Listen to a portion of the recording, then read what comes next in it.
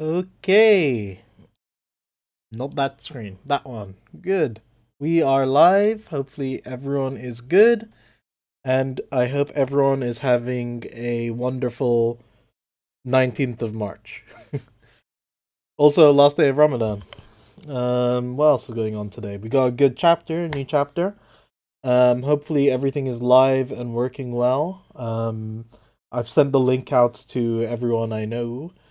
Well, not really, to the like three people I know.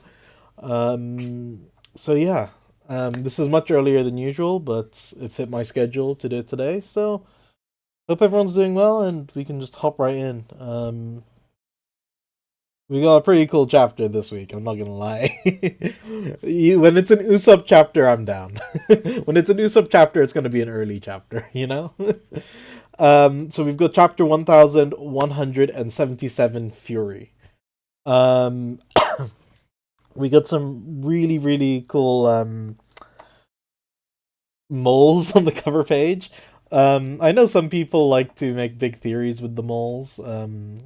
We had them in Arabasta with it was Miss Merry Christmas, right? Man, how come we didn't have a Miss Happy Eid? Oda. And Arabasta as well. It would make sense, right? Come on, Oda. Missed opportunity. Also, we didn't have a Miss Chinese New Year.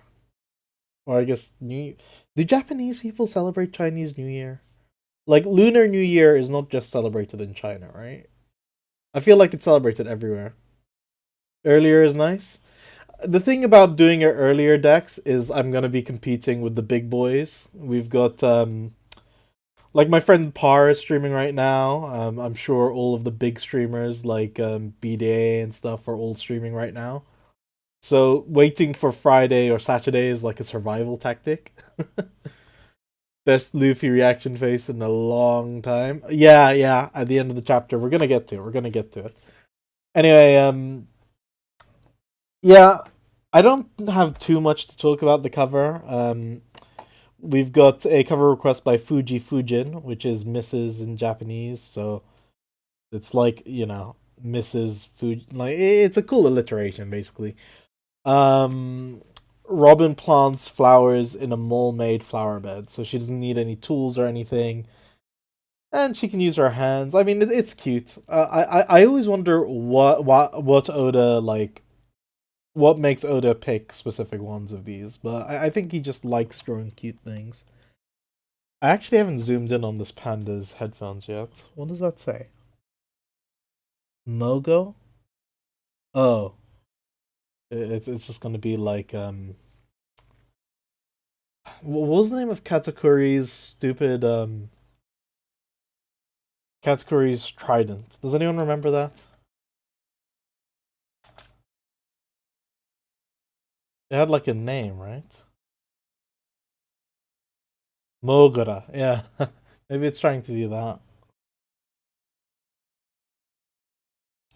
Something I geeked out about. We might talk about the One Piece live action after this, because I've watched 2 episodes of that, so we might do a breakdown of that right after. Oh, I should have put that in the thumbnail. Oh, um, yeah. I mean, something which I geeked out about the OPLA is that they have all of the like they had Doskoi Panda, which is an in-universe One Piece clothing brand, and they have it in OPLA. So like that's one thing they definitely got right. They brought in Doskoi Panda. You've only seen the first 2 episodes? Yeah, I don't know what it is. I saw the first 2 episodes and I haven't had the chance to pick it up. I think that's being a common story amongst my friends. Everyone you know has seen all of it? Like, I'm interested to see more. I've got mixed feelings on some stuff, but I think like their hearts are in the right places. And obviously, my friend Randy Troy is part of the show, and I wish it nothing but success. I think it like in some ways, like I never thought that like some things could be done in live action. Some things I definitely don't think are suited to live action. I think they might need to steer a bit more into the serious stuff. But man, those first 2 episodes are friggin' like like Cameo City, you know. But we'll get into that later, I think. the weirdness of the series in live action is gonna, yeah, I agree, it's gonna filter out the normies. I absolutely think that by the time we get to like Thriller Bark, like everyone's jumping ship. But I hope that's not true. I really do. But like it's gonna take some really like careful balancing, because as a fan you want to be true to the series, but as like, a human living in reality, there is only so far I think you can push certain things. And even like Chopper is gonna be straining some people, I think. But I guess it depends. I haven't seen the Chopper episodes yet, so I'm looking forward to that. I really am. Anyway, we've got cute Robin with her.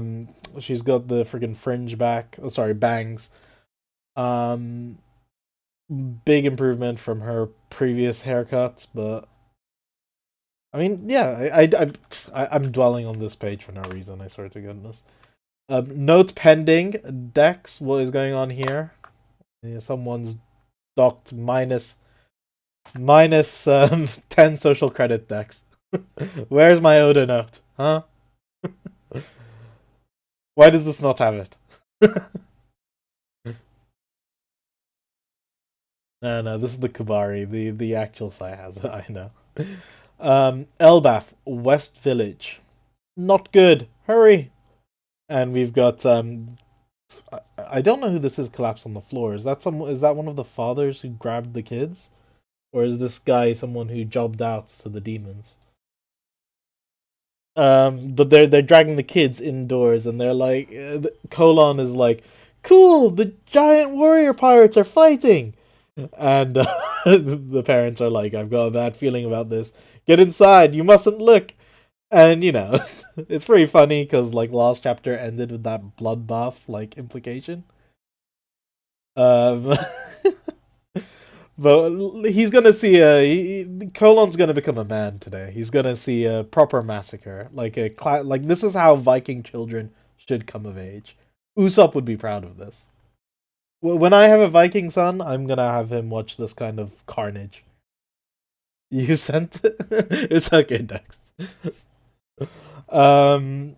So yeah, this is my face at the end of the chapter. By the way, there's some BS in this chapter, and we're gonna whine about it for a while. But the Usopp stuff at the end, that's me throughout the entire dialogue sequence. Um, I don't know if I can like show you without getting. By the way, I have like a playlist when I start these streams that have my music going, and I use like like video game music that I know won't get me banned, but this or anime music I know won't get me banned. But for this one, like at the end of the Hunter x Hunter theme, which is what was playing, the next theme track was from Rocky Balboa, and I'm like, oh crap, I better start talking before I get absolutely nuked by the YouTube gods. Because yeah, the friggin' using a music like a friggin' live action movie soundtrack is just the surest fire way of getting your video like emoed. But yeah, Colon's got that like starstruck expression. It's the same kind of like star dot that Luffy and Chopper get when they talk about robots. I love that kind of thing. Anyway, you've got to come back to us, chiefs. Unlimited strength and bodies that regenerate. Nothing beats this invincible feeling. It's so liberating. So yeah, these guys are really pathetic without Dory and Brogy as like the generals for this. I kind of feel like the drama would have been a bit heightened if we had someone here who isn't like, a jobber giant. But whatever. Have a taste of our power, Captain Dory, and he stabs through the shield, and freaking Dory just like, he just takes it like a champ, and this trident stabs right through his arm, and he's like, to think the fiercely proud giant warrior pirates would succumb to this. We get a cool devil panel, and then everyone's squaring up, and yeah, I've heard that they've lost their arms, but I don't think they have. Like Broggy has both arms. Dory has both arms. I think that's just a bad rumor. I think their arms are okay-ish. Well, apart from Dory, who just got stabbed, but you can't win them all.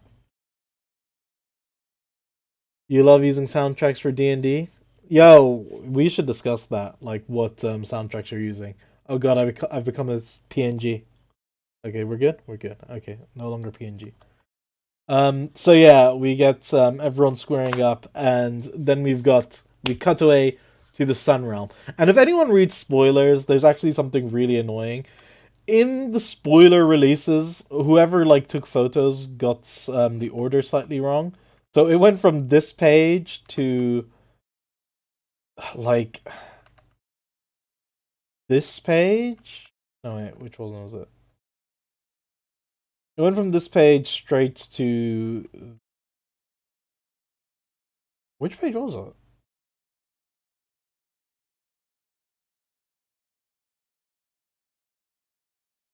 Is the page I'm thinking of even here?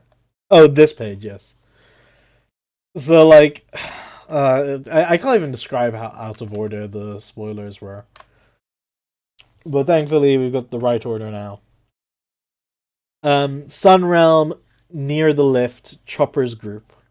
Stop this! We're comrades. We've fought side by side. I can't bring myself to hurt you guys. DDT Rhodes. So if anyone doesn't know, DDT is a wrestling move. It's also a chemistry thing apparently.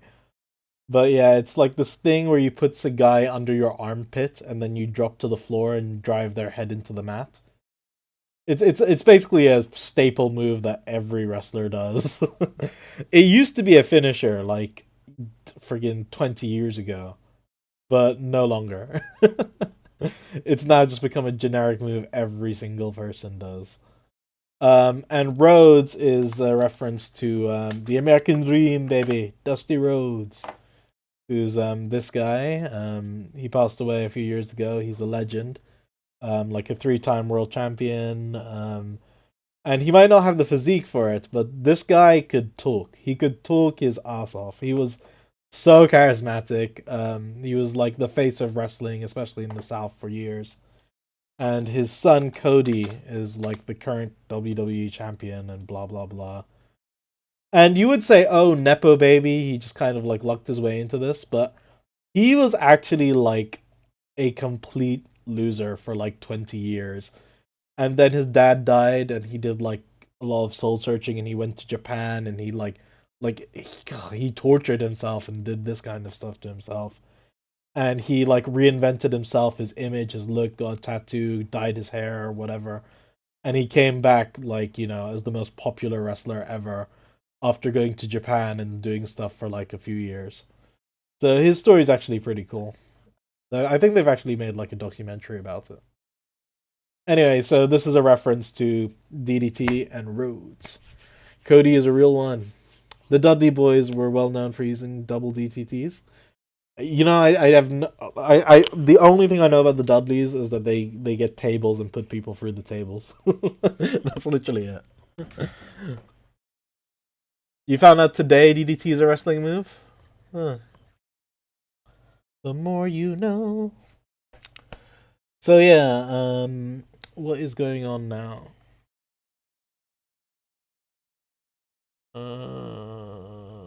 Sorry, I've completely lost track of where I was. Oh yeah, you don't want to cut us down? What an excuse! Join us, Kashi. Having these invincible bodies is the best. You can't bring yourself to hurt us, as if you could even if you wanted. I dare you to try. And they're looming over them, and Chopper's like, "Wow, I feel that they went all like I feel they all went the other way." And Chopper, I swear to goodness, is way too big here. If you compare him to both the giants, who I know are in the background, but he looks ginormous. And if you compare him to especially Gaban, because him and Gaban should be on the same level, but like, let me show this. I think my logo is too big, but I don't want to get nuked. If we look at Chopper here, he is Okay, it doesn't do any. Okay, I'm just gonna remove this for a second. Look at Chopper compared to Giran. The size difference is like Chopper was not this big. Am I tweaking? Like I swear to goodness, Chopper is not that big on Luffy. Like Chopper used to ride on Law's head. Does anyone remember that? Like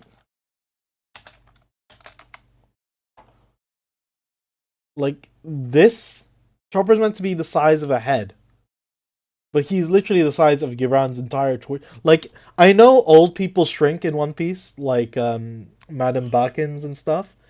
But what happened to this? Like Giran did not age that bad. Maybe Chopper's just grown up. Chopper's grown up before our eyes. He started the series at 15. He's 17 now. He's a late bloomer. That's my canon. Chopper upscale. I mean, actually, in a minute, we'll see that in a second. Um, Kashi, if you get caught between them, you'll turn into a demon too. How does everyone know this? I swear the mechanics of this are not like weren't that clearly explained to everyone, but everyone just knows definitively that if you stand between the two of them, you get flipped over. I mean, I guess they witnessed it, but like, I mean, the characters are being surprisingly sharp if they've just put it together. But anyway, um, we've got in anime there are three things the doctors do, right? This is my dad's a doctor, and so was my mom. And they had a few tricks of the trade, and Chopper is employing all the anime versions of that. Um, you see, he's got Givan hooked up to the IVs, perfect. He's got some bandages on him, perfect, and he's given him a nice little blanket. So he's done all three things you could possibly do for a sick patient in anime. So yeah, Gibran's gonna be just fine. He's getting top quality care.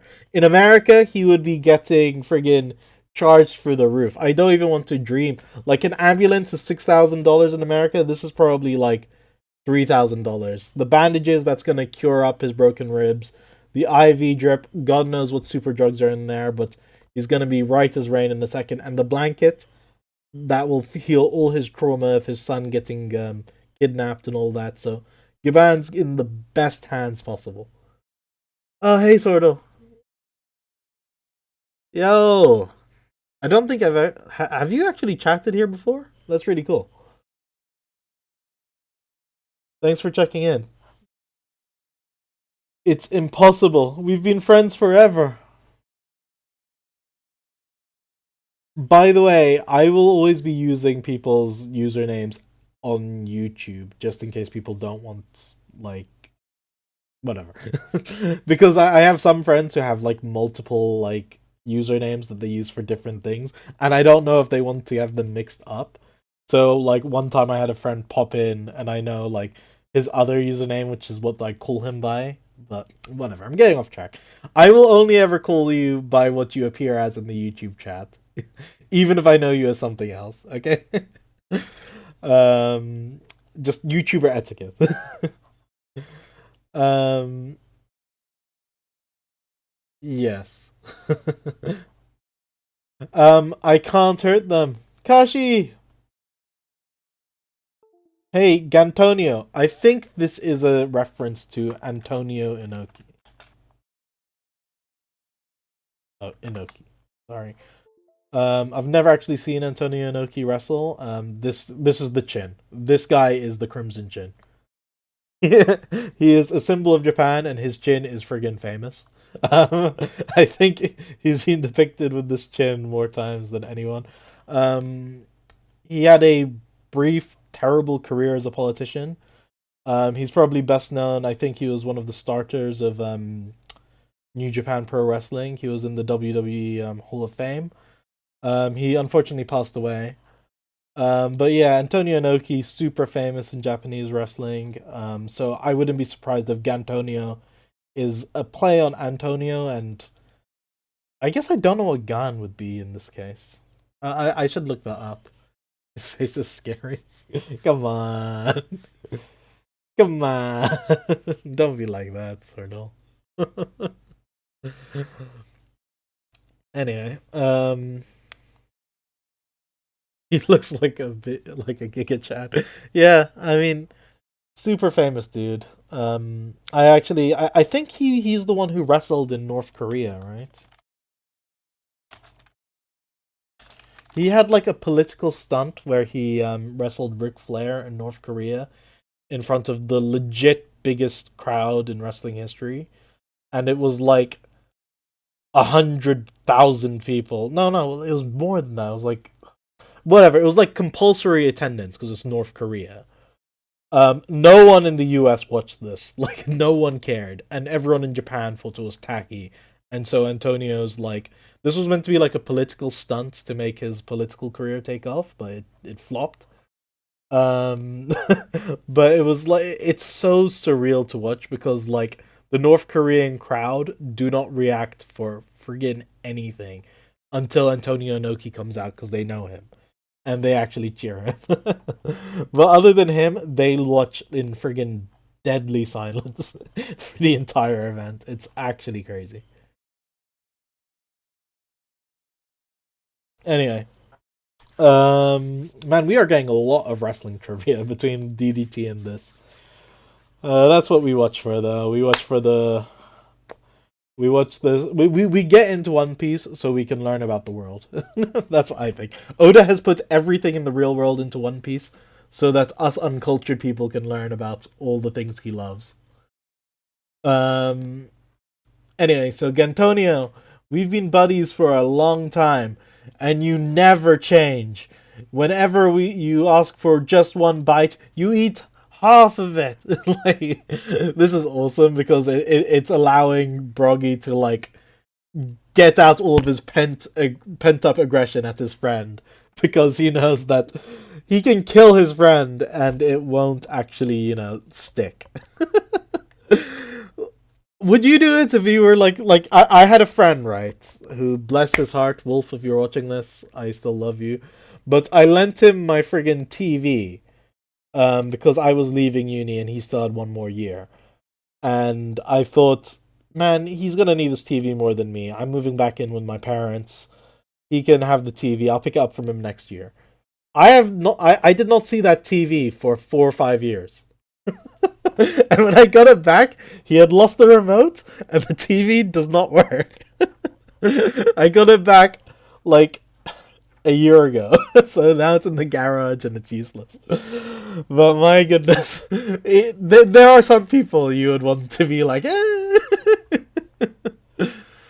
But no, I love that guy. Stolen TV aside, I have my friend's old TV right now. You are the wolf in the situation, Dax. You know what? Give me your TV. That will make karmic justice. Anyway, if you had the opportunity, I think a lot of people would take this. So everyone's getting out their frustrations. Gungnir was interesting, actually. Let me bring this up. By the way, I am not Nordic. I am not of the Viking persuasion. Um, Dexter is, so he can correct my spellings, like the pedant he is. But it's apparently the spear of Odin. So, man, we've talked about a lot of spears. We talked about Katakuri's spear earlier, and now we're talking about Odin's. So yeah, apparently we've got an Odin reference, and we had a Thor reference recently. Interesting stuff. I mean, Odin and Thor have not been characters in Elbaph, and my theory is that they're ancient characters. Like Odin and Thor are like Thor is probably the ancient god of war who had Loki's fruit before him because lightning themed and all that. And they're saying Thor's name in their attacks, so I think that adds up. But Odin, this is first reference. I'm curious. Ikaku sovereignty. Sovereignty is so redundant there, but Viz has like Viz and Funimation have like drilled the sovereignty into people's brains that I know if I don't if sovereignty is not there, I don't think people will recognize the move. Especially when they make plays on the move. Like we had Gokoku sovereignty or something the other day, right?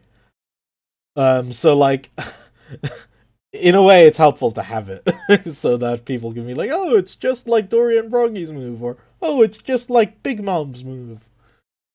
Um. Anyway, gigantic drum. I think the play on this was like it was like giant drum, like like all one word. Because of like wordplay, like because the T begins and ends one word and begins the next. But you couldn't really do that in English, at least not in a way I could think that's natural. So it's just written out like that. And we've got three sword style red ogre. Fun fact: red ogre is Broggy, and blue ogre is Dory. They're called the red and blue ogres. There's a lot of myths around about red and blue ogres in Japan. One in particular, I think they actually adapted it into ReZero season 1. I think it's mentioned at least. I've heard that legend in a few places. I think. Um, but anyway, I don't know why Zora picks the red ogre specifically. I need to look more into it. Because I've forgotten the story, but I'm sure some of you know of the story I'm talking about. Let me just look this up.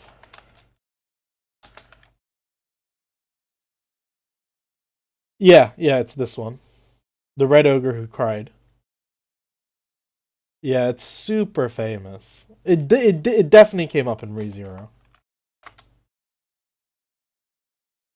Yeah, for Ram and whoever this person is. I forget the name.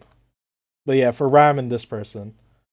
Okay. Oh damn it, Dex, you beat me to it. Anyway, Gungar is used hero's lance in Japanese. Oh, that's cool. Yo, I didn't actually check. I actually didn't check the kanji for that. But for whenever it is something that's obviously a Nordic reference, I will just go with the Romanized version and barely think about the kanji. Only if I really have to. Anyway, we have Red Ogres, Mega Fury, which, I mean, I guess, is Fury what the ogre felt when he cried? I need to reread the story. But Mega, like gigantic, cool Zoro. He makes a potential food pun here,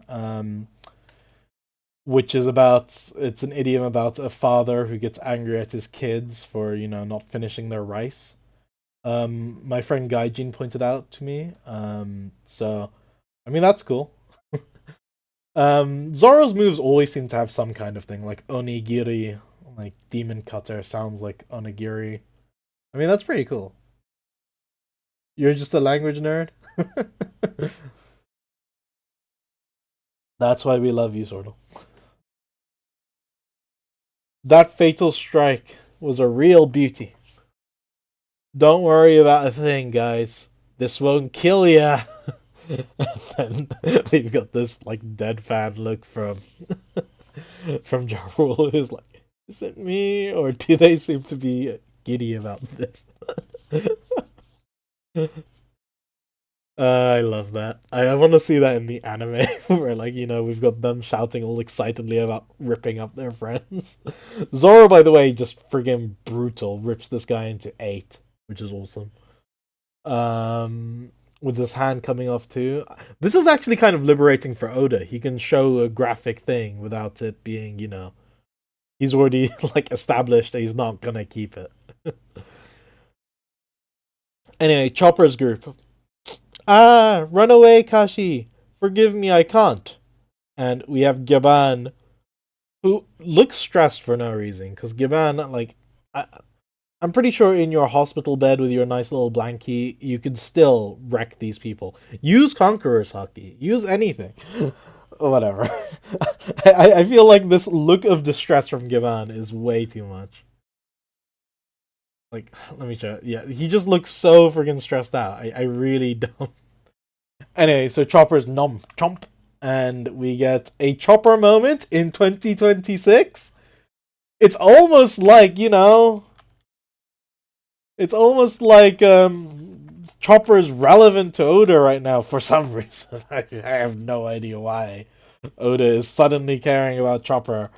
I mean, oh god, that's not it. What is that? Well, where is he actually? Oh, there he is. Detective Pikachu. Yeah, it's almost like Oda wants to promote Chopper up a bit, you know? Actually, he's been doing this with everyone. The last few chapters, he's been having absolutely everyone pop off. And I think like he's just realized, oh yeah, the other Straw Hats exist. Why am I doing the anime thing? What is going on? No, no, no. Okay, that'll do. I've lost some. I've lost some mobility, but okay. No, what even? Okay, I'm just gonna give up. I've given up on controlling this thing.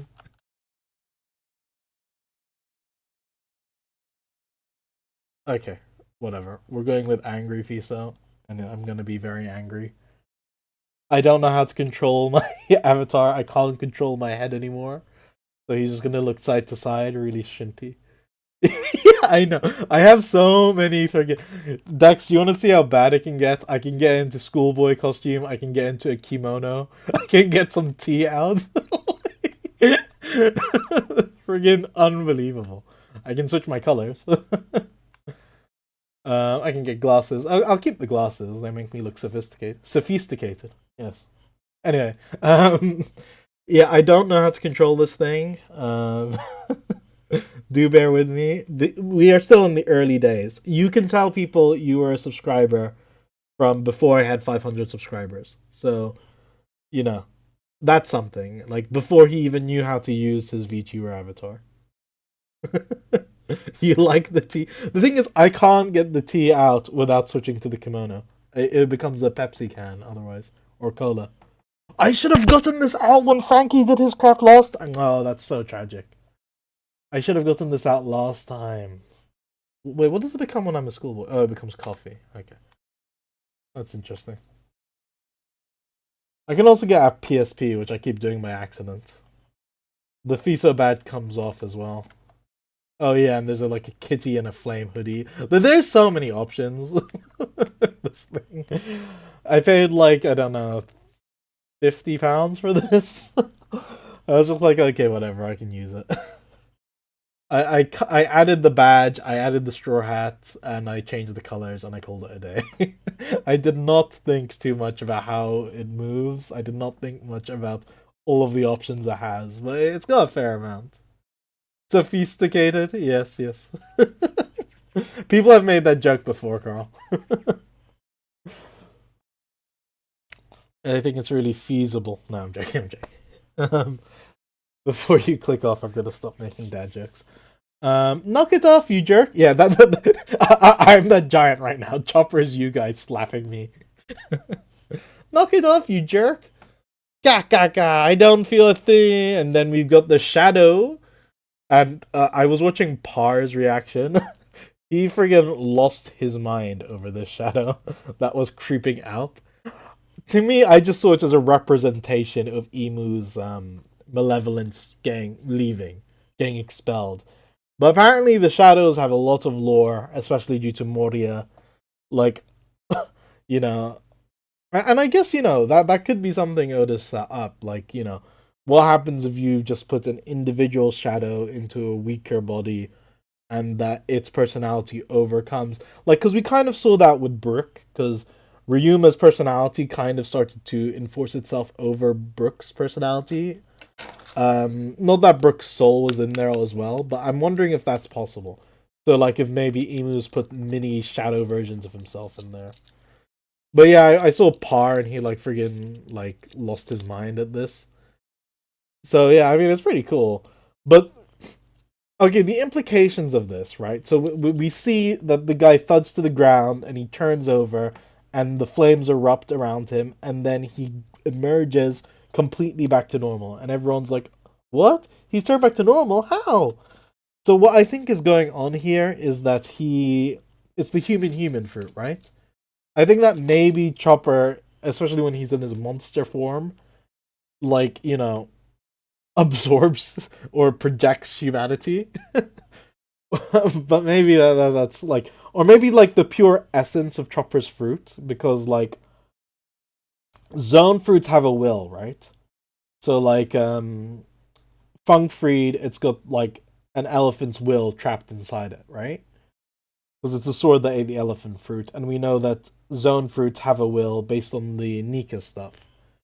So maybe Chopper's fruit, as a pure human, like purifies this demonic thing when it comes into contact. Like the fruit, like Emu's influence can't bear to be near the human fruit. That's what I'm rolling with, but maybe Chopper just like punched him so hard he died. And it's nothing special. Chopper just doesn't know his strength and he like broke the guy's neck. Like Dorian Broggy, he just killed them and they came back. I mean, that's possible. Chopper even killed that dude with a simple slap, or we're about to find out Chopper's real power. It'll be so funny if he can just turn into a real human. I saw some people come up with fun takes on the fruit thing.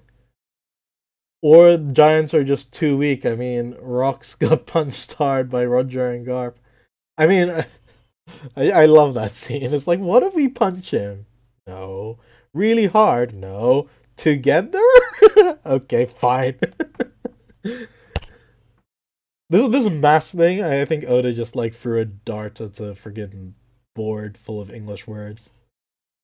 Like, you probably know. I'm probably being cynical, but I want, like, we are in the last arc of the series, Oda. Explain hockey. The thing is, I think he's hesitating. Like, he hesitated so long because he didn't want to limit what hockey could be. But now it's so late that if he explains what hockey is in extreme detail, he'll be giving away how devil fruits work and how Emu's power works, and he's not ready for that.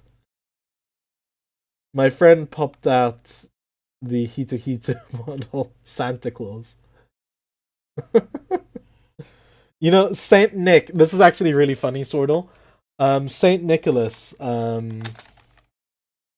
He's actually famous as an actual bishop, and he actually went to the Council of Nicaea, which is the council that determined the creed for Christians. That all churches still follow to this day, and Saint Nicholas actually went there. He's the person who Santa Claus is based off of, and famously, he friggin' slapped Arius, the heretic, during the Council of Nicaea for speaking heresy about Jesus. So that you'll find a lot of ancient artworks of Santa Claus ready to like bitch slap Arius, which is awesome. So model Santa Claus is actually pretty apropos, you know? Santa, like, you know, has some lore around him for slapping people silly if they're out of their minds, or you know, out of their minds from the orthodox point of view. So pretty cool stuff, pretty cool stuff. You see, you learn something in the FISO stream. You know what? I'm not the sophisticated ones. You are the sophisticated. No, I'm joking. I'm joking. I won't call you guys that. But you know, no. I go on tangents. Sorry. Someone says Santa Claus, and I see an image of someone slapping them, and I'll go into a diatribe about Bible history. I swear to God, I've got a problem. I've got a real problem. Um. Anyway, so let's see. Did I miss any comments? I think I did. I thought about Moria coming out. Oh, Mira, thanks for commenting. Mirai, sorry. Um, I thought about Moria about to come out of the corner. Oh, that would be sick. Moria's return would be sick. Or just Moria's fruit being stolen by Blackbeard and that being used by someone, that would also be sick. I mean, I guess my least favorite result for Moria would be him in Cross Guild. I don't want Cross Guild to be like a rejected failure villain's retirement home, you know? Plus Mihawk. I think the current members we have is pretty good for cross guild. I don't like everyone keeps talking about, oh, this character's going to go to cross guild, and I feel like Oda has set up the pieces for cross guild. I don't want them to get too many more members. That's where I stand personally. I don't know. Are we still live? Hello? Okay, I think we're live. My avatar like freaked out. Can you guys just say yes or no if we're still live? Yo, we got 0% dropped frames. I'm just gonna wait. Okay, yes. Oh, thanks for commenting, Makito. Man, there's a lot of lurkers. I'm surprised.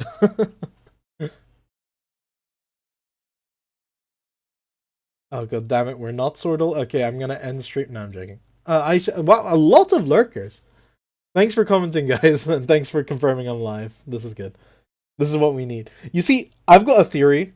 Streamers don't mess up their streams as often as they seem to. They mess them up on purpose to do what just happened. And I swear I didn't, but I think I see why they do it now. I think they mess up their streams just to get the lurkers to talk. The year of Usopp continues next chapter. Yo, this was the friggin' like this was more than any Usopp fan could have dreamed of. Okay, this chapter was more like Usopp was starving and he arrived at the banquet table and he chowed down all the way. Like he waited until the restaurant kicked him out. You know, like have you guys seen that clip of The Simpsons where I'm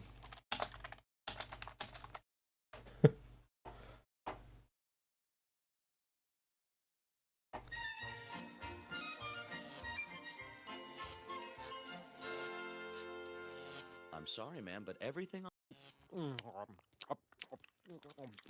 this is Usopp. I want to put Usopp's face on this. And 2 plastic lobsters. Tis no man, tis a remorseless eating machine. And put Emu's face on the captain's. That's what it feels like. Like Usopp had nothing.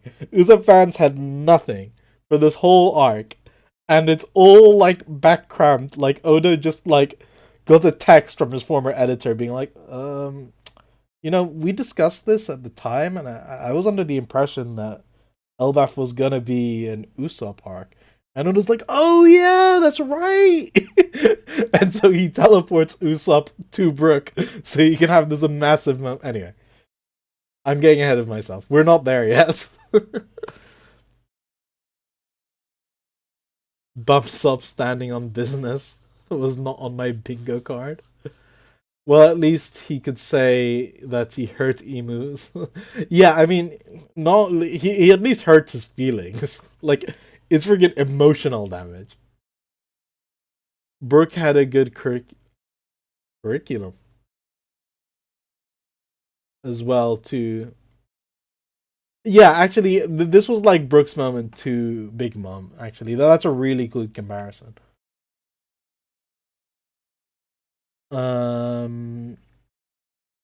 Usopp and Brooke were going crazy off screen.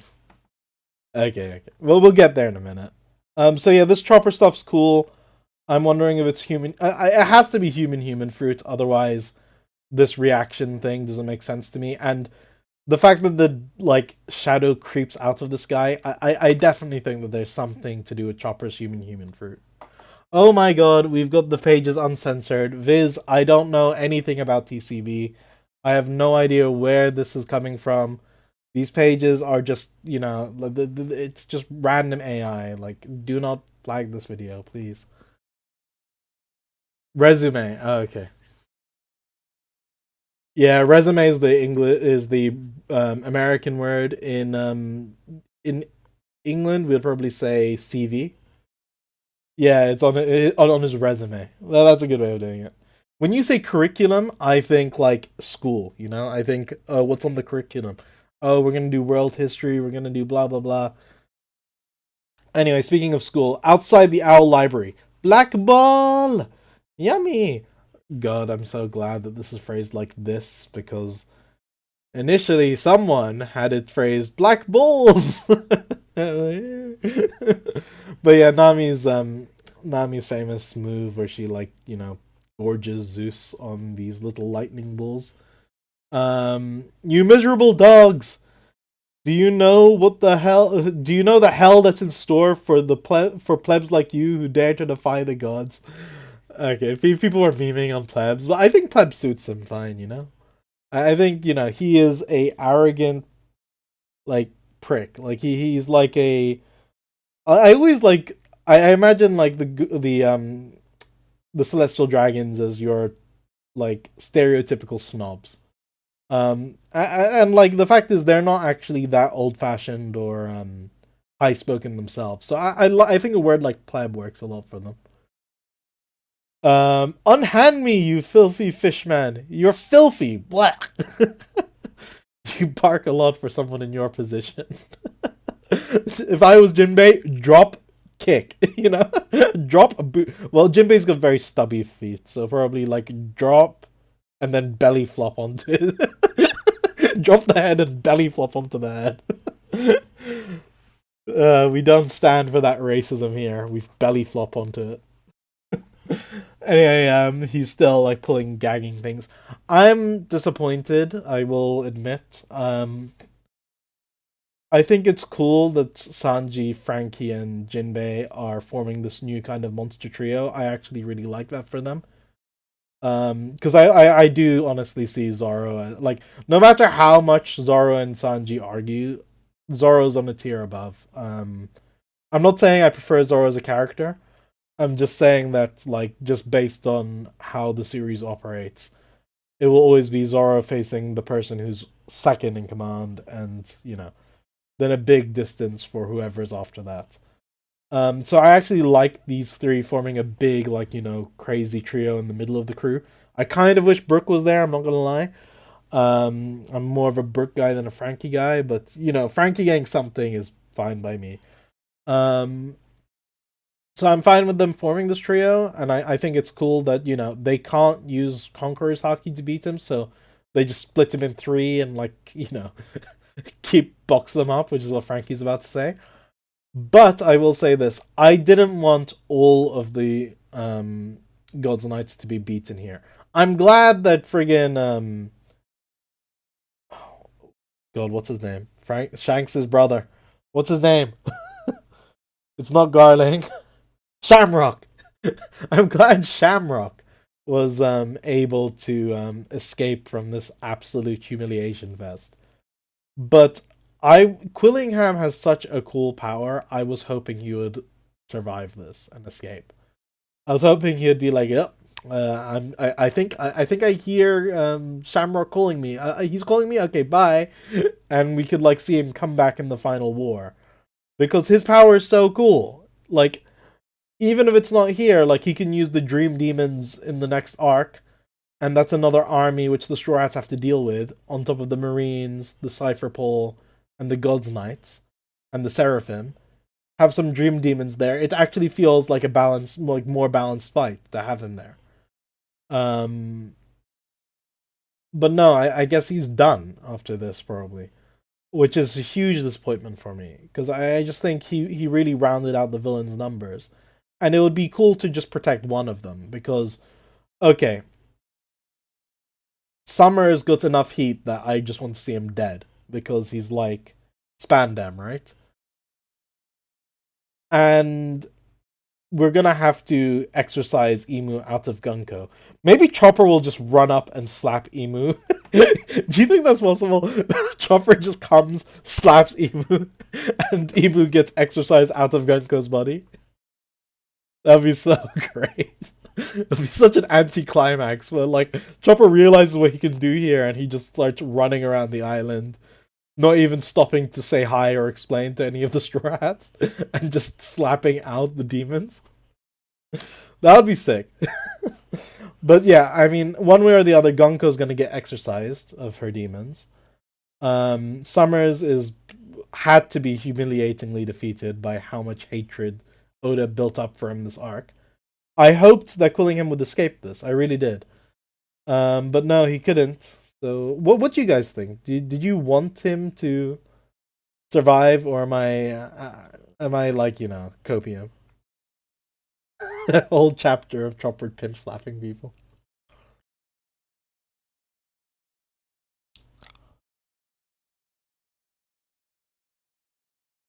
If we box him up, he shouldn't be able to reattach everything, right?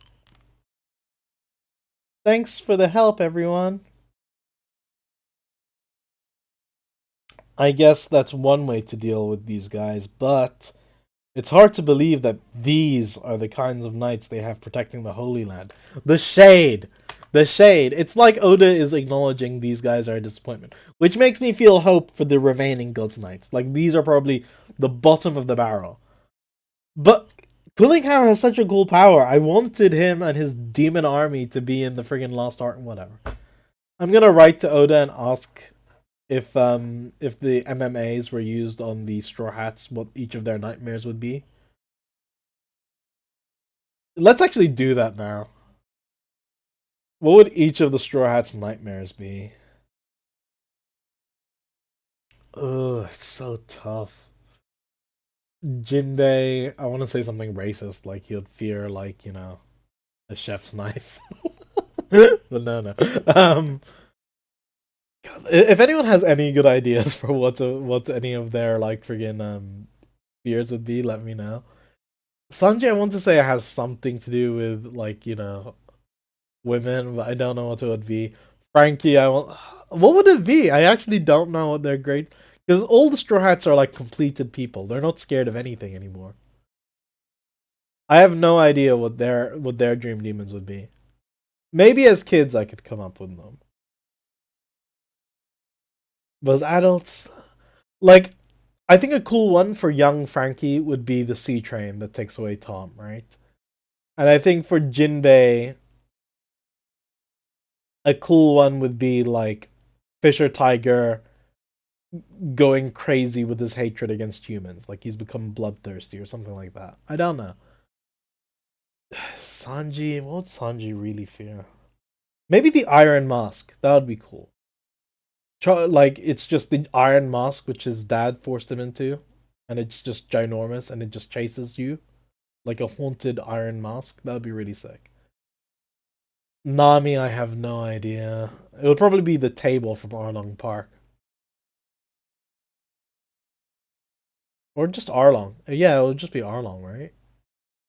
But here's the thing, like none of these would apply to them now. I guess maybe the question to send to Oda would be what would their fears be as kids? I kind of want to write this and send it to Oda. Luffy's would be an empty fridge. That's awesome.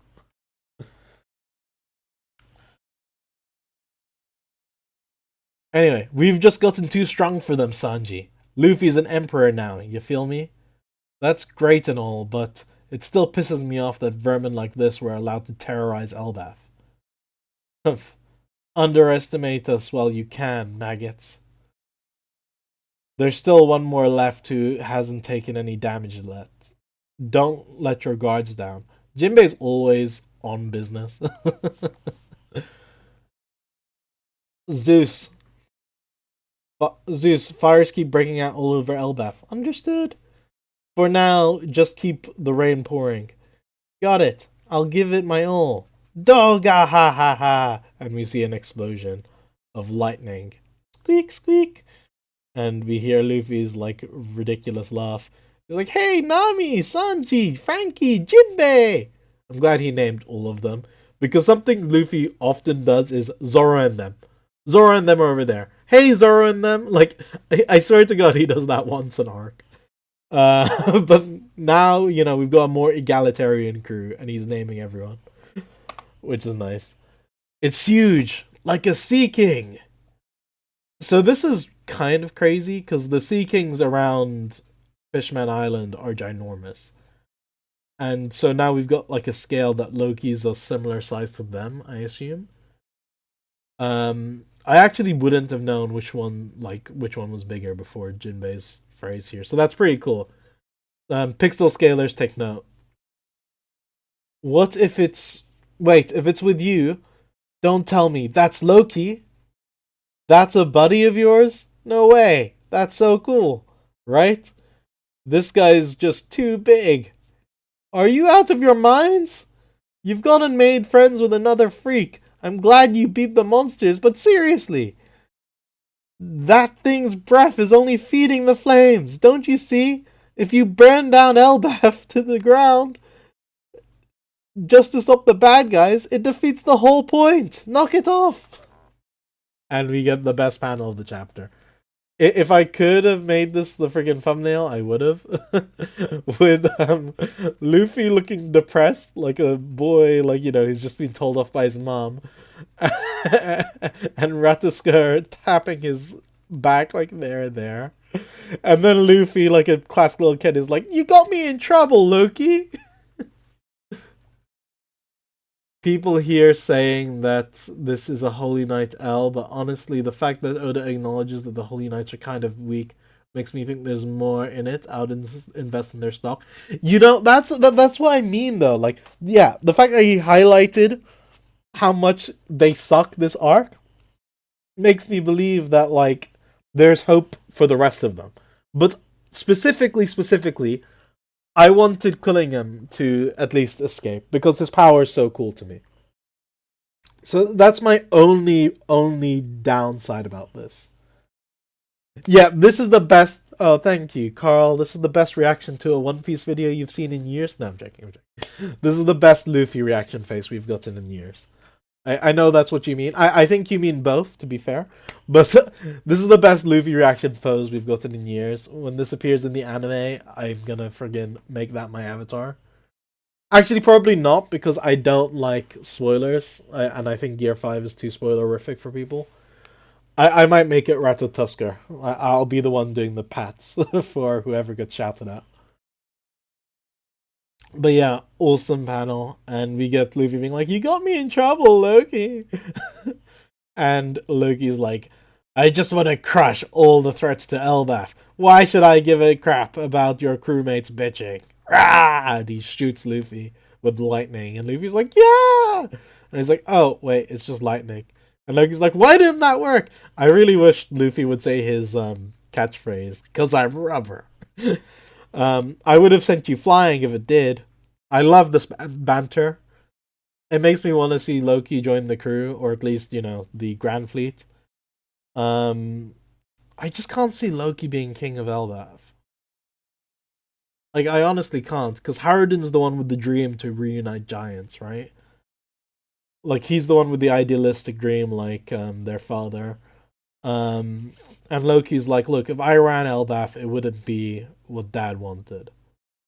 So he's gonna go off somewhere, and what I think Loki was doing was trying to find the Galila frozen company, and you know, I think that they will pledge their loyalty to whoever Ratotusker, whatever, the rat, whatever, Ragnar, whoever Ragnar found worthy, and they would just pledge allegiance to him, and he would use that army of giants to take down Emu. I think that was Loki's intention for the 14 years. For between 14 years ago and 6 years ago, when he was outside of Elbaph. How many years is that?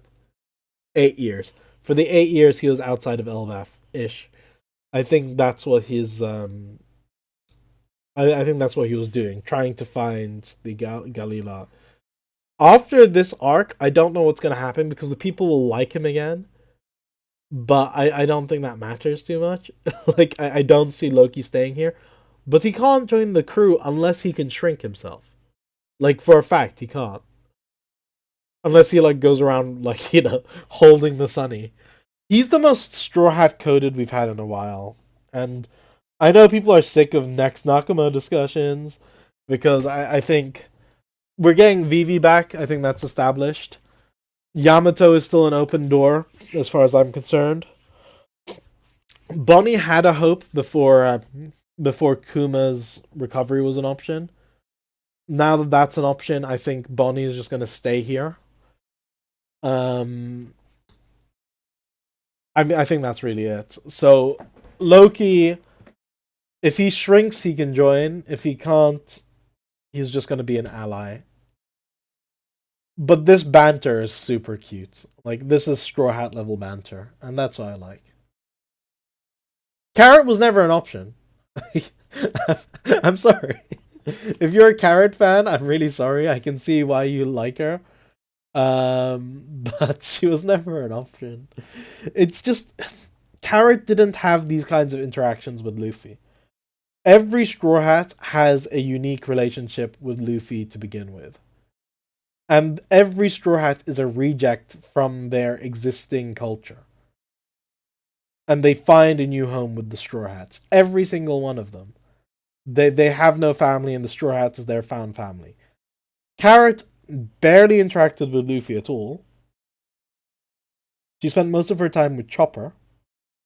And after that, that's it. Like, she doesn't have an inherited will from someone until Pedro, which happened in the present, which is an interesting way of going about it, to be honest. But, like, the issue with Carrot is that it's copyright infringement.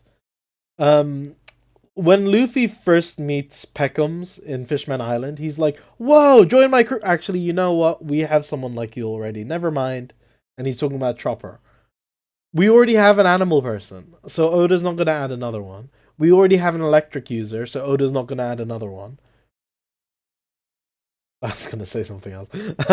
We already have a lot of things which Carrot is. So, like, I just never saw her as an option. Yamato, I think, is an option, but I think she needs to develop a lot more, and I think Oda has plans for Wano and Blackbeard, so that's why she's staying put for now. I mean, a lot of these, like, if they do become Straw Hats, it'll be so token, and it'll just be, like, for one final battle. Really, Vivi's gonna join, I have no doubts about that.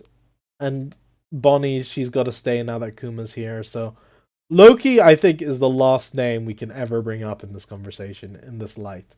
And the only reason I'm bringing it up is because of this banter. Unless the guy can shrink, I don't think he has a chance. He got rejected from the afterlife. He just has the traits. Law had a lot of the traits too, and he never became a Straw Hat, so he could become like a Law figure, where he has banter and is close to the crew, but is not actually a member. He's got his own journey. That kind of thing. Although Law's lost his crew now, so who knows where they'll wash up. I was going to ask how Brook is a reject, but then I remembered he's a skeleton. Brook also has a whole backstory we haven't seen. He clearly had to flee his previous kingdom after whatever happened with Shirley. Like, he clearly had to go on the run. At least that's what I think. He had to start a new life. And I'm sure there's a sad reason why he had to eat that fruit. I think he had to guard that fruit at first, but whatever. But no, Brook ended up being completely isolated, you know? Brook's a reject from life. Yeah, exactly. The point is found family, I think, and inherited will. If a Straw Hat doesn't have inherited will or can't find a family with a Straw Hat because they already have another family, then I don't think it works out as well. Not that they have to be complete loners. Like, Usopp had the Usopp Pirates, Baratier has Sanji, Sanji has Baratier, sorry. Nami has Kokoyashi. Like, they don't need to be completely on their own like Robin. That's not what I'm saying. But within their ecosystem, Sanji was the chef everyone hated. They're like, oh, this guy's giving away food again. He's such a pain, Zeph. This is the last time. And, you know, Usopp, everyone, oh, the boy who lies, blah, blah, blah. And Nami, oh, she's the thief who had to, like, you know, have everyone's burdens, and she's the one who made the deal with Arlong. So, she, like, you know, they all stand apart from their society. And sometimes that's in a positive way, like with Jinbei, right? Like, he's respected on Fishman Island, but he still stands apart from them. Like, he can't be family with them because he's constantly self-sacrificing. Jinbei sacrifices himself and, you know, becomes a pirate so that they can have this status. becomes a warlord so they can have this status, cuts a deal with Big Mom so they can have this status. And he's never able to just be part of Fishman society. Every single Straw Hat is like this if you really think about it. And Carrot just wasn't. She liked being a mink. She liked being a guardian. She had a curiosity about the world, but she was never a reject. Oda didn't establish that about her, and so that's why I just never felt it. Not on Zoe though. After Whole Cake Island, I hope there would be another. There would come around an arc where Caesar and he'd join. Caesar has an amazing devil fruit. I would love to have a friggin'. The fact that we still do not have a friggin' Logia on the crew makes me sad because I think Logia powers are cool. But whatever. Anyway, Luffy hears a vroom sound, which is like fire being set off, I believe. I believe it's Usopp getting like nuked. So that gets some notice. Center of Branch 8. Brooks Group. Brooks Group? When did Brook have a group? Does that mean that there's more than one Straw Hat here? Oh, wait! Usopp! How did Usopp... Are you telling me? Okay. While Jinbei, Frankie, and Sanji were like chilling, and Zeus was, gorging himself, Usopp snuck away and ran all the way to Brook. I wish Oda showed that. Like just one panel last chapter of Usopp being like, I'm gonna go look for Brook, guys. And then he runs off before they start fighting, killing him. It's a cool surprise, but I get the feeling that Oda didn't think about this until this chapter itself, And he's just like, oh, Usopp's not in the right place, but whatever. If I cut around a lot, people won't notice. And that's what he does this chapter. For no reason whatsoever. We start with the West Village. We start with them squaring up with the giants. We cut to Chopper for some reason. And then for no reason, we cut back to the West Village and we have them fight the giants. And then we cut back to Chopper. So plausibly enough time has passed so that when we cut to the schoolyard and we meet up with Luffy and Loki, plausibly enough time has passed for Usopp to go and do this. I bet you that's what Oda was thinking. If I cut between scenes enough, it'll be fine. And I think it probably is. Because I think the way when you read One Piece, you won't think about the chapter breaks as long. All of it will flow into each other, scene into scene into scene. So you won't think about like where the characters are. You'll just think about, okay, time is passing between each scene. And it won't feel unnatural to, check in with Chopper and these guys twice in one chapter. But as a standalone chapter, to me, it just screams that this weird structuring is because we needed to have a scene, like we needed to move around Usopp off screen. How many cuts are in this chapter? So we cut to Chopper, that's 1. We cut back to West Village, that's 2. We cut back to Chopper, that's 3. We cut to the library, that's 4. And then we cut to Usopp and Brook. So that five. Yeah, there's 5 cuts. Which is a lot more than you would expect for this kind of chapter. There's chapters with more, don't get me wrong. The freaking flashback chapter with Shanks, where he freed the slaves, with Fisher Tiger, that had like 1 million cuts. But for a chapter like this, it's weird to check in with characters twice. It's weird to check in with Chopper, check out, check back in with Zoro, check in with Chopper. It's so weird. Oda rarely does this. So to me, this feels like a last minute shuffle. It feels like he thought of this cool moment with Usopp, wanted to have it, knew that he needed to have some distance, knew that he can't waste another chapter with nothing happening on all of these storylines. So really nothing happens like in the second cutaway, right? Like if you think about it, right? Because this is why the spoilers got the order wrong. You could go from this page where they're like, yeah, bring it on, you damn idiots, with all of these giants squaring up. And you could go straight to this page where they're doing all their moves. and you would never know that the chopper scene was there. And then you could do all of the chopper scene all at once, where it's just Kashi, watch out. Okay, I'll become a giant and slap him. But instead, both scenes are broken into two, and it's unnatural. But it's not a deal breaker or anything. It's just something I noticed, and I think it's just done for the sake of Usopp. Usopp spell teleports. Wait, how many cuts are in this? Okay, I thought 3 chapters from now are already completed. I mean, they would be. Well, actually, no. It depends. Oda tweeted out, or I don't know if he tweeted out, but did you see that apparently Zoro won the popularity poll?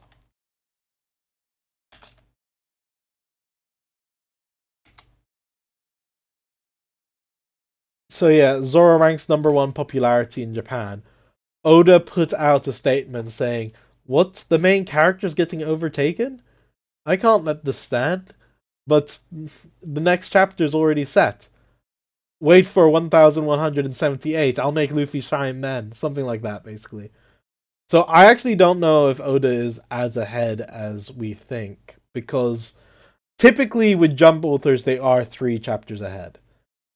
But we've had in the last few years chapters come out that are half finished for One Piece. So if I had to guess, he's only 2 chapters ahead. Like he's probably on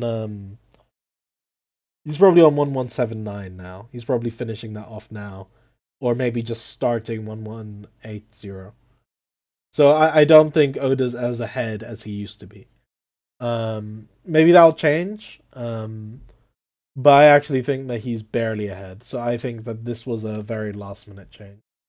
Like not this like scene. I mean like he had the 2 chapters and he decided to like I don't think he had this idea 4 chapters ago is what I'm saying. I think he had it in the last 2 chapters to have Usopp appear here. Which is fine. Oda plans the big arcing stuff, but will leave room for improvisation. But that's just how I read this, and I think I'm being a bit metatextual here, like trying to deduce why Oda structured it this way. But I think what I'm saying makes sense. There was one chapter where he didn't meet the deadline for submission and put public apology on the letter. Yeah, he did, and that happened again recently in Elbaph. Um, in that near the end of the God Valley flashback. Um, it's the one where Elbaph is spelt with an F, which I wonder if they're gonna change or not. I'm fine with Usopp seemingly teleports. That upscales him in my books. I know Wano had the most cuts of any arc. Yeah, Wano's ridiculous. I think he's teasing because he knows Luffy's about to pop off. Yeah, I agree. Um, yeah, okay, cool. Let's continue to the greatest scene in One Piece 2026. Um, Center of Branch 8, Brooks Group. Usopp, please flee. I came here for my own reasons. She's dangerous. Who would run away and abandon their crew like this? Brook, true warriors, do not run. Usopp, I've always dreamed of visiting this place, to come to this land I admired. I won't disgrace myself. Not here. Besides, I'm burning with fury right now. Roll credits, that's the title. Fury pops up twice, the same kanji, here and in Zoro's move. Mega Fury. You could adapt it as anything. You could adapt it as anger, you could adapt it as irate, you could adapt it as rage, whatever. But same words used.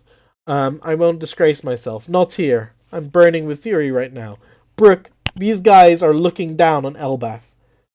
Their gutless plan was to sneak here and kidnap children. They didn't use their own strength at all in this invasion. They relied on those monsters and hijacked the minds of all those proud warriors, trying to force them to slaughter each other. How dare you carry out such a cowardly and underhanded scheme? You shameless bastard! And then Gunko kicks him. Usopp! And then Emu palms Brook. And Usopp has already gotten up from a kick from Emu with legendary endurance. Huff, huff. The warriors of Elbaph fight with their own swords and shields. They put their own lives on the line. They're a nation of warriors. If you want to conquer them, do it fair and square. Fight them head on, you spineless coward. Emotional damage. Like, come on. This is fatality. This is the reverse of Talk no Jutsu. This is like talk you into jumping off a bridge. This is, dude, you're a loser. Your plan sucks. You can't do anything by yourself. You're like, and the fact that this got a rise out of Emu because he actually feels the need to respond. A dominant ruler never sullies their own hand. He says right after palming Brook, you know. It's so funny. It's so good. It's so glorious. Just this is enough for Usopp's character, you know? Like, I know we're settling for less than we thought he would have. I also wished he had a role in inspiring Ja Rule a bit. And, you know, pushing back on Harold's all pacifism culture. Like, not the idea of pacifism, but just the idea of letting go of your pride in your heritage. Like, I wish we got a little more of that. But overall, this is as much as I could have hoped for from Usopp. I just wish we had giants to witness it. Although maybe it's more heroic that he's doing it without witness. But the fact is, this is the boy who lied about, you know, pirates coming, facing the ruler of the world in a one-on-one, basically. I mean, I know Brook's there, and Brook's probably like Brook's definitely like way stronger than Usopp, but like Brook is here for Shuri. He's not here to fight Emu. Usopp is here to face whoever's in charge of this invasion and give him a piece of his mind. He's like, I want to see the manager. This is the ultimate Karen moment. He wants to see the manager, and he is not stopping until he outlines every single way they failed. It's amazing. This is so good. The emotional damage, it's so good. He got to basically own Emu in every way possible that isn't physical here. What's gonna be hilarious is that Emu's gonna remember. Like, have you guys played a Telltale game? Like, Emu will remember this. Like when you play a Telltale game and you make a decision, Emu will remember this, and he's gonna get like the biggest bounty again. He's gonna get like a 4 billion berry bounty off this because he's like cut so deep. Like Emu's gonna go home and cry into his friggin' what's her name? What is her name? Into her lily into his lily like pillow. He's gonna go home and he's gonna cry into his lily body pillow tonight because Usopp's hurt his feelings that badly. It's awesome. We had this gamer moment when he was like, "What the hell killed Harold?" Like his number one bot got like killed while he was offline. Like a character he's been grinding for years, and now we have this moment where he's just gonna go home and he's gonna be like, "I was just being strategic, you know." I think he will have the absolute biggest bounty coming off this just for telling off Emu. Seeing Zoro slice up a giant's head had me shook. Yeah, I talked about that earlier. I think Oda was just as giddy as all of the giants who get to, you know, beat up their friends. Because he gets to let loose on the gore a bit. Because I think Oda likes drawing that stuff sometimes, but he doesn't want to rely on death. I think I remember a quote from Oda where like I think it was like he was saying like he heard that Studio Ghibli doesn't like using death to pull on the emotions of their viewers, so I want to try and do the same. Something like that. It might not have been Ghibli, but I think it was. It might have just been Miyazaki. I forgot who he was citing said that, but he said it inspired him to try and do the same. So he doesn't like killing characters when he can avoid it. But the thing which sucks about Oda is he tries to have it both ways. He tries to be like, oh, I'll kill off the character in a way for a chapter or two, get all the emotional drama from it, and then reveal that it didn't count afterwards. I think he's gotten better at this, where like, he doesn't have the death and the reveal that they're alive in different chapters. And more so he's building up drama in different ways, in more emotional ways. Like with the kids, I thought the kids were great. Like I never thought the kids were gonna die, but just the fact that they were sad and felt like, you know, they're to blame for what was happening to them, I think that that was really effective. Um, but I think if Oda could, he would like to have these kind of shots more. But he just feels like it's not the right place for One Piece. So this is a rare opportunity for him to cut loose, I think. And that's cool. That's cool. Anyway, back to Usopp. Need Usopp to be seen as a hero, much like Dressrosa and the Tontata. Absolutely agree. You're still not over Papaya. Yeah, that one's the most egregious, isn't it? Honus's dad is freaking nuked from orbit. Tactical nuke. He's worse than Pal, I swear. The Will of P is alive. Usopp will unlock Conquerors soon. Trust. Akito? Yeah, I mean, he unlocked. Maybe he will. Okay, maybe he'll unlock Conqueror's Haki, and he won't do anything with it for 400 chapters, just like good old Dressrosa, where he unlocks Observation Haki and hasn't done crap. No, okay. This is not the day where we rail on Usopp. This is the day we praise Usopp. This is the day we love Usopp. This is Usopp Day. Okay, mark on your calendars. 19th of March 2026, Usopp Day. Right before Eid is Usopp Day from now on. Okay, the last day of Ramadan is Usopp Day. I'm happy for him. I'm happy for Usopp fans. This speech was amazing. Let's see how it pans out. A dominant ruler never sullies their own hands. Technically right, because he's using Gunko's hands. Skull Bomb Grass. Fire!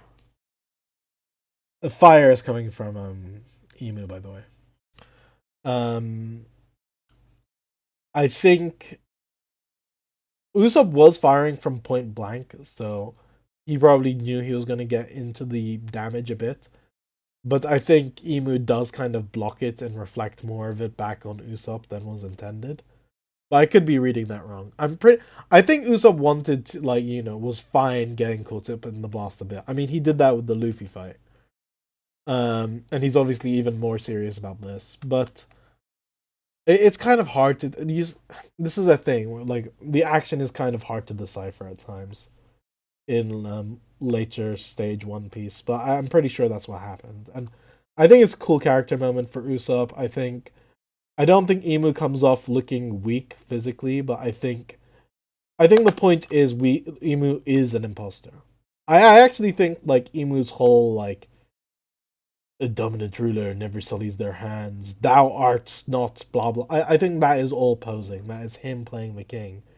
And deep down, he is just an insecure pirate who stole power from a much greater man and is insecure about it. Like, that to me doesn't mean he's not strong. He's obviously going to be really strong. But like when people say Joy Boy trauma, I like when he like feels the haki and stuff and breathes hard. I see that more as like, oh crap, this guy's back. I have to deal with this again. Oh my god, what's going on? Like, panic rather than like a strength thing. At least with Papaga, his return was really funny. Yeah, that's true. So yeah, this Usopp moment was sick. The Brook moment we had was sick. The Chopper moment we're having is pretty cool. He might be able to help. The thing is, this Chopper moment is a bit too late because we've already got a solution for the other dummy reverse size. So maybe this will be something which we get to see in later parts. I don't know. Nami kind of had a moment. Robin had a massive moment in this arc. I mean, friggin' half the arc was dedicated to her reunion. And we get the new monster trio, the junior monster trio, I guess. So yeah, really cool stuff, and the best Luffy reaction thing ever. So this is one of my favorite chapters we've had. Final page. This is one of my favorite chapters we've had in Elbaph, especially coming back from the flashback. It's her. She's the source of the hockey we felt down in the realm of the dead. So I was initially we were thinking like, should we gender Emu here? But from Loki's perspective, like he's just seeing the vessel and he looks like a woman here. So it just makes sense for him to be like, oh yeah, her. Usopp, Brooke. And we see God, freaking Emu and Gonko look so cool. I love this design. He looks so cool. Hey, Loki. And did this friggin' shocked face from Usopp, from Luffy. I love it. We see Luffy down there. I heard something like. Wait, I want to zoom in on Luffy's hand real quick. Okay, yeah, let's do Usopp's armband. Cool. Hey, Loki. I'm really pissed now. I wasn't planning on letting these guys off the hook anyway. Nika, Nighthawk, submit or perish. This battle shall divide the world. It'd be really cool if he meant literally, or maybe he just means like, the faction lines of all the countries is coming up. And we've got a useless editor note. Face to face at last. And that's chapter 1177 end. We had no editor's note at the beginning, which is weird. This editor's note was Oda praising eggs and how much eggs are like. Big thanks to all these people. Big thanks to this Dexter fellow and this Portguest person and this Jules person and Muffin and Mighty and Meek. Very cool people. Although this Teal person seems kind of lame, I'm not gonna lie. But yeah, there was no editor's note at the beginning, which is weird. That never really happens. I don't know what's happening. But yeah, whatever. I think these editor's notes are kind of useless, so if they start phasing them out, I won't complain. The author's note is here. I don't believe you, Dex. I just don't think that the editor's note was put on there. I think TCB failed. TCB should go under for that. It should go under and rise from the ashes as a better group that should do better in. No, I'm joking. I'm joking. I'm pretty sure that it's live right now on the TCB site. I just think they missed it here. So yeah, I read Emu teleporting in front of Usopp, and they both attacked each other. Maybe. Oh, that's a cool way, Mirai. I guess we have to wait for the anime to see what really happened. I might look into the sound effects later, see if you're right, but that's pretty cool. The author's name is here. The boiled egg boom has arrived. The ones at the convenience stores are so silky and good. It's definitely a problem. Awesome. All homies hate teal. Lol. yeah. On the FISO podcast, we hate teal. And then maybe Teal can start a podcast. I hear has a similar voice to mine, only more high pitched and whiny. And when he has a podcast, we can hate on FISA.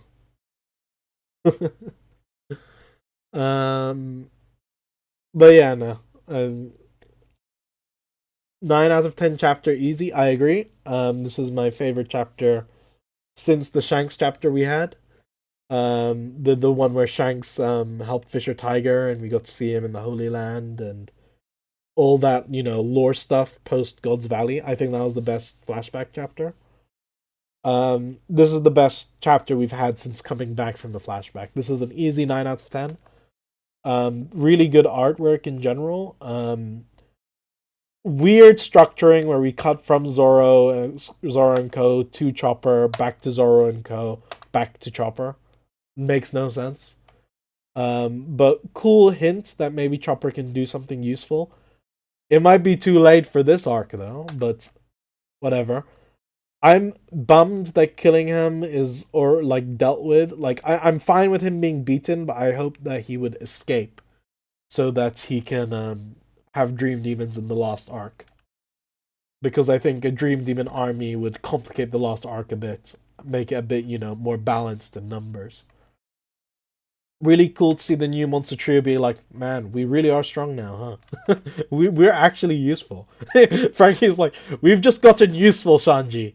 Oda needs us now. It's the last arc. So I'm just like, I guess that's cool. Um, Jinbei standing on business. We love to see it. Nami prepping stuff. Awesome stuff. The banter with Luffy and Loki and Nami is amazing. Especially this reaction shot of Ratsusker patting Luffy there. And Luffy being like, you got me in trouble! And Loki snapping and trying to kill Luffy. I love that stuff. It's so good. A-class, top-tier banter. We love to see it. And then we have the speech. I will only refer to this as the speech. It is amazing.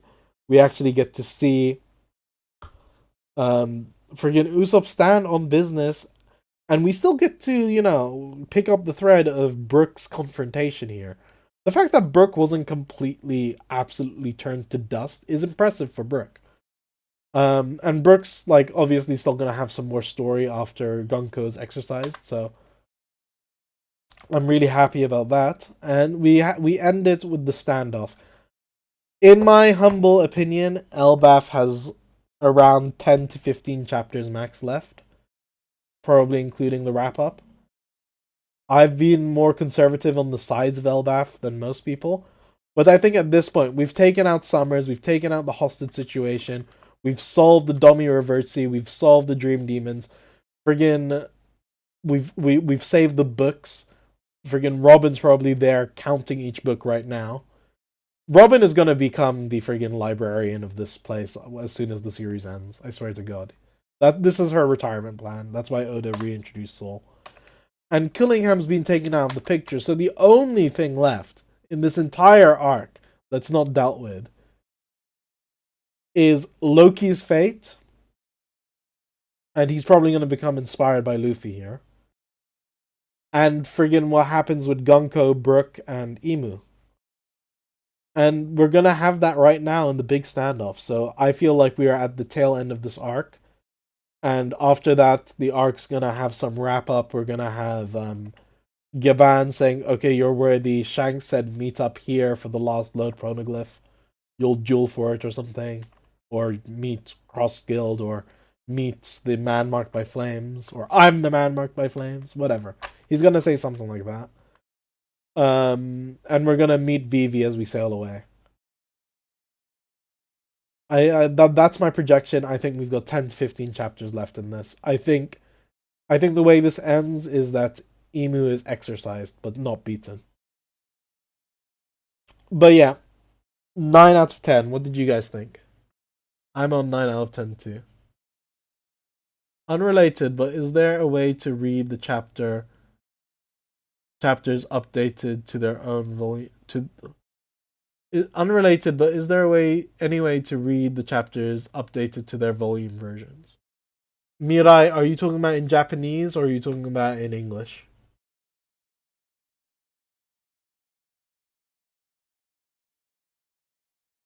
Most Japanese rural sites will upload it in the most up-to-date version, which is the volume forms.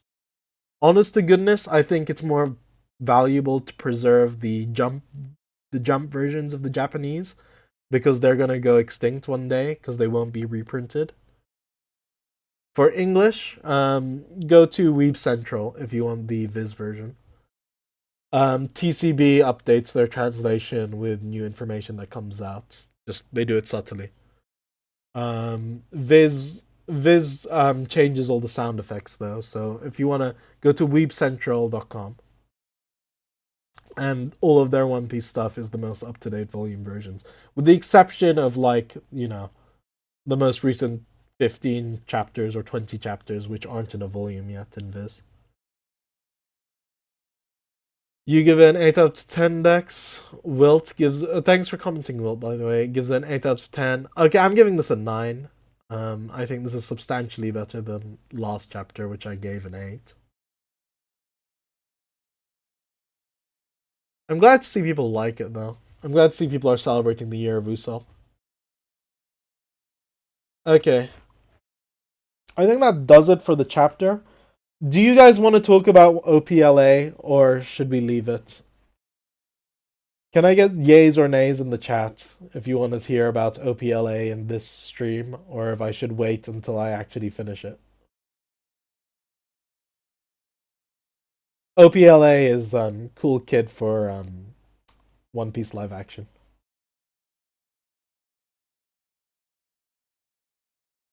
9 out of 10 year of Usopp. Okay. Dexter wants to hear about OPLA. Anyone else? The weekend of Usopp. You have opinions on OPLA?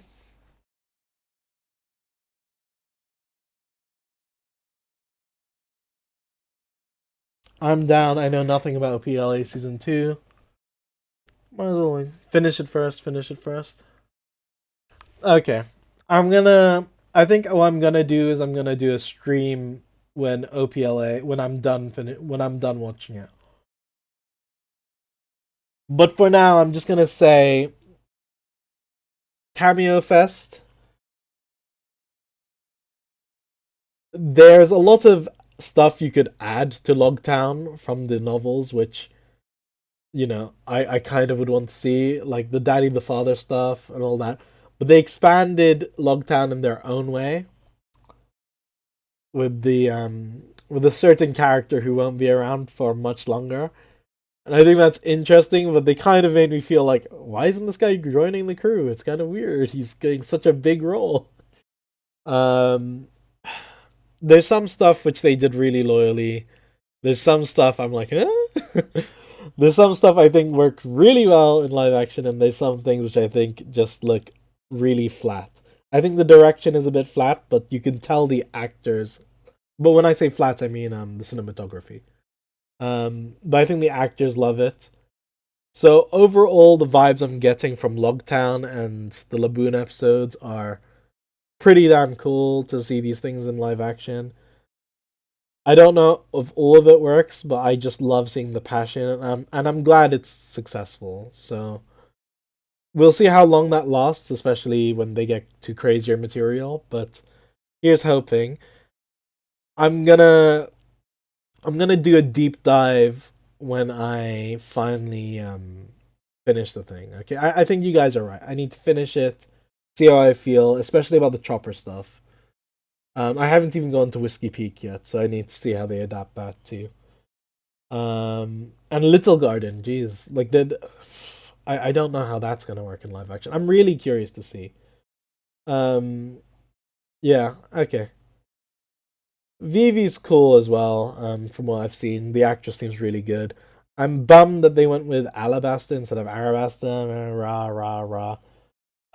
I hope that they represent the country itself with more of its Arabian Nights kind of architecture and stuff when we get there. But I think the wardrobe for Vivi and the whole look is really cool, and also she has a theme song which is pretty catchy. All of the casts have been pretty fine, I think. Crocus was fine. Smoker is a bit hilarious because he has to take out the cigarettes each time, the cigars each time he talks. Yeah. Okay. I think I'm gonna leave a deep dive of all my thoughts later, but for right now, bullet point is I really appreciate the passion. I'm glad it's doing well. There's some things which are very uncanny for me to see in live action, but it's cool to see it doing well. So there's definitely some things to complain about. There's definitely some questionable moments, but so far I don't think they've hit the point where One Piece is borderline unadaptable, and maybe they'll surprise me. I really want to see what they did with Chopper. Let's see what you guys said. I think most of their changes done. I don't like the cinematography. I agree with the cinematography point. Post the stream and Talking Pirates Discord again. Okay, I will, Makito. When I do it. When I do the full thing. Um, I don't watch live action, but I didn't like the way Dragon showed. Dragon was ridiculous. Yeah, Dragon was really a letdown for me. Not just performance, but I feel like the wind powers is very subdued. They just kind of like take Smoker away rather than create a hurricane. Like even if you don't want to reveal Dragon's powers, that's not what it feels like. It just feels like they ran out of money, which is understandable. I mean, everything on that show feels like a set, you know? Like they can't do any filming on location. The visual effects in season 2 were also a bit missed for you. The soundtrack was pretty cool. Hearing Bink Sake is pretty cool. Having Bink Sake singable for Luffy all the way back in this arc changes the way he wins over Laboon, and that's pretty cool. But I think they just didn't want to get Pita on their ass by having Luffy beat up a whale. My favorite part was Smoker so far. Smoker looked unstoppable. I want to see more of it. I don't know if he shows up in future episodes. Their Village was so weird, in my opinion. Though, the only thing I liked about Sarah Village in the live action was I liked having the fight in the mansion. It's more creepy and memorable. Also, Usopp and Kaya actually dating and Usopp having a job. I think those are cool expansions. The dinner party kind of cool. I like a lot of the like side stuff in the Sarah Village live action thing. I think the changes they made after that, especially in Arlong, are pretty off the mark. But I like some of the early on changes they made, especially Buggy enslaving the villagers to be his audience. But yeah, I mean, we'll see how season 2 pans out. I'll do a full stream on it later. But yeah, okay, cool. I guess that's our catch up for what's happened in this chapter and the 2 episodes I watched. So we're gonna wrap this up. Thank you guys so much for tuning in. Definitely, we're gonna do this next time.